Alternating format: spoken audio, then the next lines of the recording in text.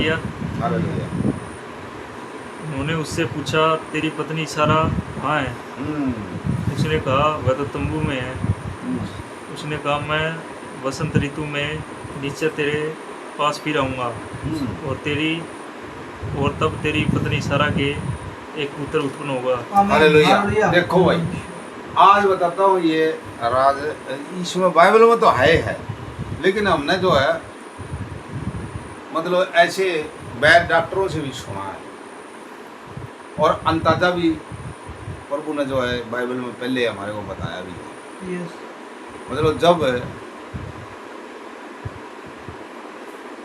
कोई बीमार में वो ऐसे इलाज, वैसे तो डॉक्टर तो ये अंग्रेजी दवाइयाँ देते रहते हैं, इनका कोई वो नहीं है टाइमिंग।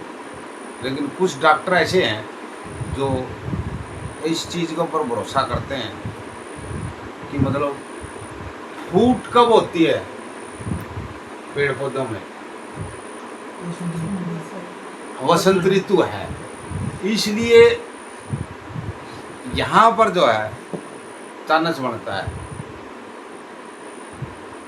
मतलब उसके पास, जिसके पास मैं गया तो जो तकलीफ थी, बोला जी आप जो है ये समय निकाल के आइए 2-3 महीने के बाद तकलीफ तो ही, और आप इतने दिन बाद बुला रहे हो। तो इतना तक भी उसने कुछ न कुछ दिया और वो उस समय के बाद में गए। हालांकि क्या तकलीफ थी अभी बहुत लंबा समय हो गया, इसलिए याद नहीं है। तो जब कह रहे हैं कि भाई जो है प्रभु का धन्यवाद करते हैं, तो इसी बातें भी हमारे को बता रहा है कि वो ओवर टाइम के ऊपर आप मेहनत करते रहो। जब सही समय आओगा उस टाइम करोगे नहीं तो फिर वो चीज़ हासिल कैसे होगी। तो इसलिए जो है प्रभु ने साफ बोल दिया, उस समय भी कर सकता था, लेकिन हर चीज़ व्यवस्था के मुताबिक, हर चीज़ तरीके के मुताबिक, हर चीज़ जो है मतलब जो है तालमेल बिठा के, और जो है जो मतलब मुनासिब है। अभी एक आदमी के ऊपर जो है आप बोरी लाद दोगे और वो होगा 50 किलो का, और 10-15 मन की बोरी ऊपर डाल दोगे तो फिर वो कैसे सहन कर लेगा। तो इसी तरीके से मतलब जो है ना, हर काम जो है हिसाब किताब के मुताबिक करना चाहिए। किसी ने भी व्यवस्था को कभी भी ठुकराओ मत, व्यवस्था सब कुछ देती है, नहीं तो वो आप भी चला जाएगा, फिर फायदा क्या रहेगा। कर लो फिर मन मर्जी, और हो भी रहा है ऐसे। इन लोगों का क्या हो रहा है अभी, बार बार दुख उठा रहे हैं। हाँ, मैं वसंत ऋतु में निश्चय, मतलब देखो यहाँ पर वाचा बांधी है, वादा किया है वसंत ऋतु में, मतलब है फिर आऊँगा और तेरी पत्नी सारा के एक पुत्र उत्पन्न होगा। हाँ आगे, और सारा तंबू के द्वार पर जो इब्राहिम के पीछे थी सुन रही थी। इब्राहिम और सारा दोनों बूढ़े थे और सारा का स्त्री धर्म बंद हो गया था। सो सारा मन में हंसकर कहने लगी, मैं तो बूढ़ी हूँ और मेरा पति भी बूढ़ा है, तो क्या मुझे सुख होगा? तब युवा ने इब्राहिम से कहा, सारा यह कहकर क्यों हंसी कि क्या मेरे जो ऐसी बुढ़िया हो गई हूँ सचमुच एक पुत्र उत्पन्न होगा? क्या युवा के लिए कोई काम कठिन है? नियत समय में यथार्थ वसंत ऋतु में मैं तेरे पास फिर आऊँगा और सारा के एक पुत्र उत्पन्न होगा। आमीन, हालेलुया। तब सारा डर के मारे यह कहकर मुकर गई कि मैं नहीं हंसी। उसने कहा, नहीं तू हंसी तो थी। फिर वे पुरुष वहाँ से चलकर सदोम की ओर ताकने लगे। बस ये ईशा के, हाँ है तो ईशा के भी बढ़ा तो इसने 14, उसके बाद में फिर 17 वचन भी। और इब्राहिम उन्हें विदा करने के लिए फिर वे पुरुष वहाँ से चले और सदोम को की ओर ताकने लगे की और दृष्टि की। और अब्राहम उन्हें विदा करने के लिए लेकिन उनके संग चला। चलो तब यूहन्ना ने कहा, हाँ, यह जो मैं करता हूँ उसे क्या अब्राहम से छिपा रखूं? अब्राहम ने तो निश्चय एक बड़ी और सामर्थी जाति उपजेगी। क्यों? क्योंकि जो है इसहाक जो प्रभु की आशीष के द्वारा जो है, ऐसे तो संसार सारा ही प्रभु की आशीष के द्वारा बनता है, बिना आशीष तो बन ही नहीं सकता। लेकिन जो डगमगाएंगे नहीं, जो परमेश्वर के इच्छा के मुताबिक काम करेंगे और व्यवस्था पर चलेंगे, यस आमीन, वो जो है प्रभु पहले से ही जानता है। ठीक है। तब यूहन्ना ने कहा, यह जो मैं करता हूँ उसे क्या अब्राहम से छिपा रखूं? अब्राहम से तो निश्चय एक बड़ी और सामर्थी जाति उपजेगी और पृथ्वी की सारी जातियां उसके द्वारा आशीष पाएंगी। हालेलुया, आमीन, आमीन, आमीन। ये कहाँ तक और है आगे? ये बहुत लंबा चौड़ा हो जाएगा भाई। एक दो वचन और पढ़े हैं। क्योंकि मैं जानता हूँ कि वह अपने पुत्रों और परिवार को जो उसके पीछे रह जाएंगे आज्ञा देगा कि वे युवा के मार्ग में अटल बने रहें। हाँ, अटल बने रहें, वो ये आज्ञा देगा, बताएगा, समझाएगा और धर्म और न्याय करते रहें। हाँ। इसलिए कि जो कुछ युवा ने इब्राहिम के विषय में कहा है उसे पूरा करे। हालेलुया। फिर युवा ने कहा, सदोम और अमोरा की चिल्लाहट बढ़ गई है और उनका पाप बहुत भारी हो गया है। इसलिए मैं उतर कर देखूंगा कि उसकी जैसी चिल्लाहट मेरे कान तक पहुंची है, उन्होंने ठीक वैसा ही काम किया है कि नहीं, और न किया हो तो मैं उसे जान लूँगा। हालेलुया। सो वे पुरुष वहाँ से मुड़ के सदोम की ओर जाने लगे, पर इब्राहिम युवा के आगे खड़ा रह गया। तब इब्राहिम उसके समीप जाकर कहने लगा, क्या तू सचमुच दुष्ट के संग धर्मी को भी नाश करेगा? कदाचित उस नगर में 50 धर्मी हो तो क्या तू सचमुच उस स्थान को नाश करेगा और उन 50 धर्मियों के कारण जो उसमें वो न छोड़ेगा? इस प्रकार का काम करना तुझसे दूर रहे कि दुष्ट के संग धर्मी को भी मार डाले और धर्मी और दुष्ट दोनों की एक ही दशा हो। यह तुझसे दूर रहे। क्या सारी पृथ्वी का न्याय न करे? युवा ने कहा, यदि मुझे सदोम में 50 धर्मी मिले तो उनके कारण उस सारे स्थान को छोड़ूंगा। फिर इब्राहिम ने कहा, हे प्रभु सुन, मैं तो मिट्टी और राख हूँ, तो भी मैंने इतनी डिठाई की कि तुझसे बातें करूँ। कदाचित उन 50 धर्मियों से 5 घट जाएं तो क्या तू 5 ही के घटने के कारण उस सारे नगर को नाश करेगा? उसने कहा, यदि मुझे उसमें से 45 भी मिले तो भी उसका नाश न करूँगा। फिर उसने उससे यह भी कहा, कदाचित वहाँ 40 मिले। उसने कहा, तो मैं 40 के कारण भी ऐसा न करूँगा। फिर उसने कहा, हे प्रभु क्रोध न कर, तो भी मैं कुछ और कहूँ, कदाचित वहाँ 30 मिले। उसने कहा, यदि मुझे वहाँ 30 भी मिले तो भी ऐसा न करूँगा। फिर उसने कहा, हे प्रभु सुन, मैंने इतनी डिठाई तो की है कि तुझसे बातें करूँ। कदाचित उसमें 20 मिले। उसने कहा, मैं 20 के कारण भी उसका नाश नहीं करूँगा। फिर उसने कहा, हे प्रभु क्रोध न कर, मैं एक ही बार और कहूँगा, कदाचित उसमें 10 मिले। उसने कहा, तो मैं 10 के कारण भी उसका नाश नहीं करूँगा। जब युवा इब्राहिम से बातें कर चुका तब चला गया और इब्राहिम अपने घर को लौट गया। अब इनका सदोम और अमोरा का नाश इसलिए होगा कि इनमें 10 भी कौन मिले।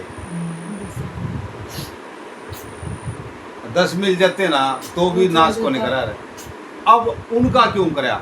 मिस्र से जो आए थे उनका ऑटोमेटिक ही नाश हो गया। क्यों? वो सारे के सारे कामातुर में उतर गए और सब कुछ देखते हुए उसको बड़बड़ाने लग गए। तो चीज कौन सी घट रही थी?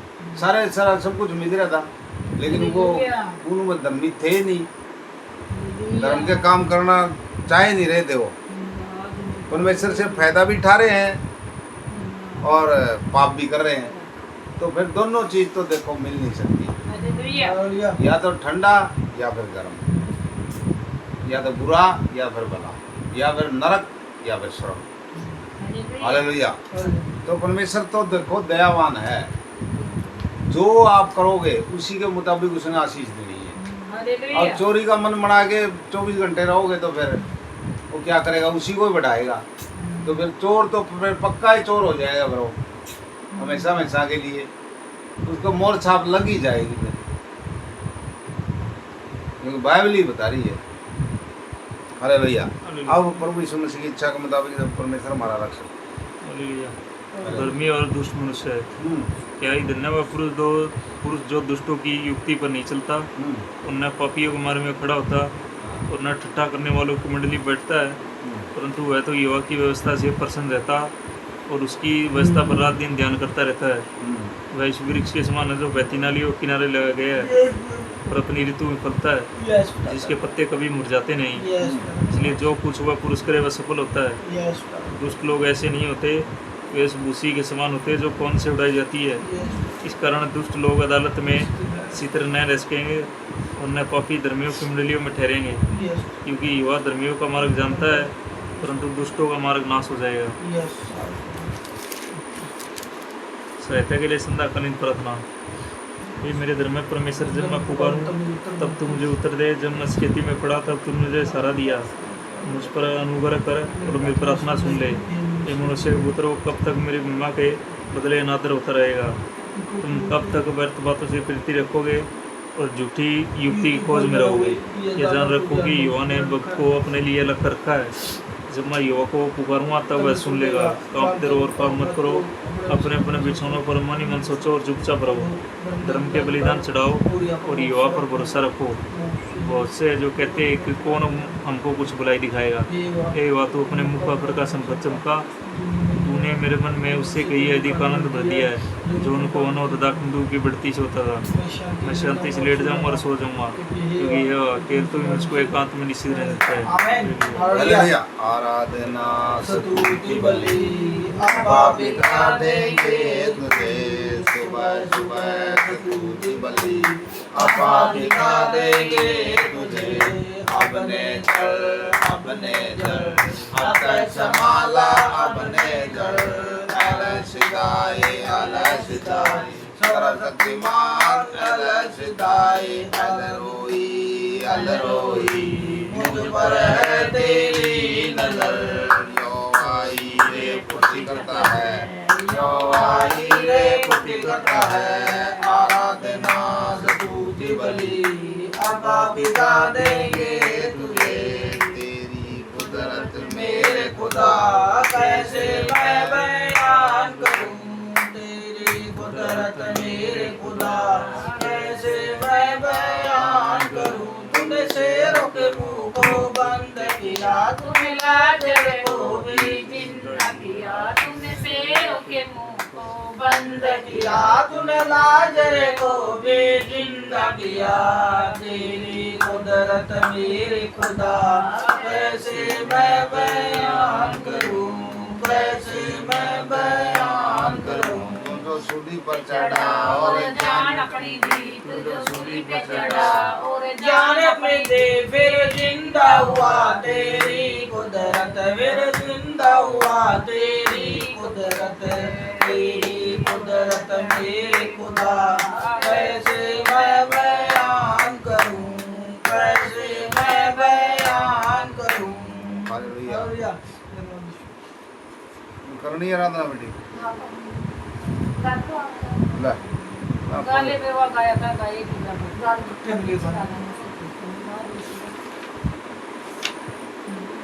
सुक्की हड्डियां हैं।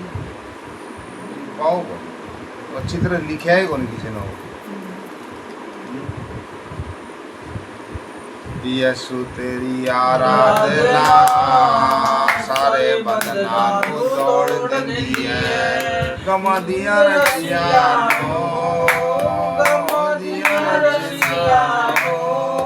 एक पल तोड़ देती है।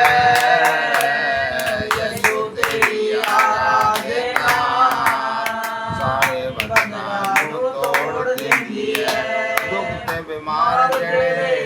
ਕੋਲ ਆਉਣਗੇ ਸਾਰੇ ਸੁੱਖ ਜ਼ਿੰਦਗੀ ਦੇ ਯਿਸੂ ਕੋਲ ਪਾਉਣਗੇ ਦੁੱਖ ਤੇ ਬਿਮਾਰ ਜਿਹੜੇ ਯਿਸੂ ਕੋਲ ਆਉਣਗੇ ਸਾਰੇ ਸੁੱਖ ਜ਼ਿੰਦਗੀ ਦੇ ਯਿਸੂ ਕੋਲ ਪਾਉਣਗੇ ਯਿਸੂ ਤੇਰੀ ਆਰਾਧਨਾ ਪਾਣੀ ਸਮੁੰਦਰਾਂ ਦੇ ਚੀਰ ਦਿੰਦੀ ਹੈ ਯਿਸੂ ਤੇਰੀ ਆਰਾਧਨਾ ਸਾਰੇ ਬੰਧਨਾਂ ਨੂੰ ਤੋੜ ਦਿੰਦੀ ਹੈ ਜਿਨ੍ਹਾਂ ਉਹਦੇ ਨਾਲ ਮਰਨਾ ਵੀ ਉਹਦੇ ਨਾਲ ਹੈ ਜਿਹੜੇ ਪਾਸੇ ਵੇਖਾਂ ਬਸ ਉਹਦਾ ਹੀ ਜਲਾਲ ਹੈ ਜਿਨ੍ਹਾਂ ਉਹਦੇ ਨਾਲ ਮਰਨਾ ਵੀ ਉਹਦੇ ਨਾਲ ਹੈ ਜਿਹੜੇ ਪਾਸੇ ਵੇਖਾਂ ਬਸ ਉਹਦਾ ਹੀ ਜਲਾਲ ਹੈ ਯਿਸੂ ਤੇਰੀ ਆਰਾਧਨਾ ਰੂਏ ਸਰਵਾਂ ਦੇ ਖੋਲ ਦਿੰਦੀ ਹੈ ਯਿਸੂ ਤੇਰੀ ਆਰਾਧਨਾ